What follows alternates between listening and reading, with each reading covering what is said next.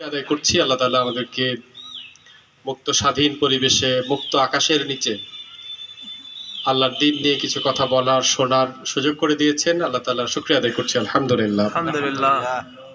দরুদ ও সালাম পেশ করছি বিশ্ব মানবতার মুক্তির দিশারি, বিশ্ব মানবতার শ্রেষ্ঠ আদর্শ, শ্রেষ্ঠ শিক্ষক যারা নিত্য জীবন আদর্শ প্রতিষ্ঠার লক্ষ্যে আমরা সংগ্রাম করছি। আল্লাহ তাআলার প্রিয় রাসূলের প্রতি দরুদ পেশ করি, দরুদ পাঠ করি সাল্লাল্লাহু আলাইহি ওয়াসাল্লাম। দিন প্রতিষ্ঠার সংগ্রামে জীবন উৎসর্গ করা শহীদ ভাইদেরকে স্মরণ করছি, যারা আল্লাহর জমিনে তার দিন প্রতিষ্ঠার দায়িত্ব আঞ্জাম দিতে গিয়ে কোরবানির সর্বোচ্চ নাজরানা পেশ করেছেন। আল্লাহ তাআলা শহীদ ভাইদেরকে জান্নাতের সর্বোচ্চ মর্যাদা দান করুন, আমিন।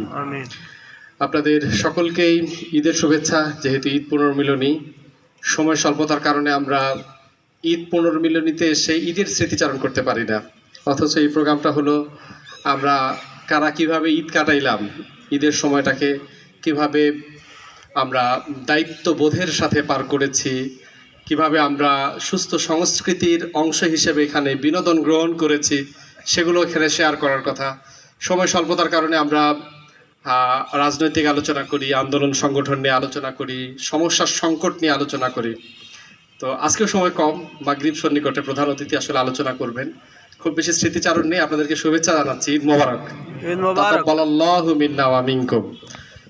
স্মৃতিচারণ বলতে ঈদে বহু বছর পরে আমরা এই বাবা মায়ের সাথে বসে ঈদ পার করতে পেরেছি। এর আগে একটি ঈদ পার করেছি, সেই ঈদ ছিল ঈদুল ফিতর, বাট কুরবানি ঈদ হলো দায়িত্ব পালনের ঈদ।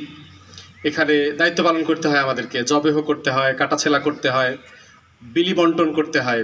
তো আমার মতো আপনারা অনেকেই যারা মামলা, ওয়ারেন্ট, হুলিয়া নিয়ে পলাতক ছিলেন, এবার আমরা নির্বিঘ্নে আমাদের পরিবারের সাথে ঈদ উদযাপন করতে পেরেছি। এটা আল্লাহ তাআলার বিশেষ নেয়ামত, আলহামদুলিল্লাহ, আল্লাহ তাআলার শুকরিয়া। সম্মানিত উপস্থিতি, আমরা ঈদে বেশ কিছু সামাজিক কাজ করেছি। জামাত ইসলাম কখনো তার সামাজিক কাজ থেকে বিরত থাকেনি। আমরা এবারে ভালো পরিবেশ পেয়েছি, করেছি। বিগত সময় পরিবেশ ছিল না, আমাদের কাজ কি বন্ধ ছিল? না, ছিল না। জামাত সকল অবস্থায় তার সামাজিক কর্মকাণ্ড নিয়ে জনমানুষের সামনে উপস্থাপিত হওয়ার চেষ্টা করেছে। আজকে বাংলাদেশে জামাত রাজনীতি করছে, নানা সংকট মোকাবেলা করে রাজনীতি করছে। বাংলাদেশের বড় বড় রাজনৈতিক শক্তিগুলো বাংলাদেশ জামাত ইসলামের অগ্রযাত্রা থামিয়ে দেওয়ার জন্য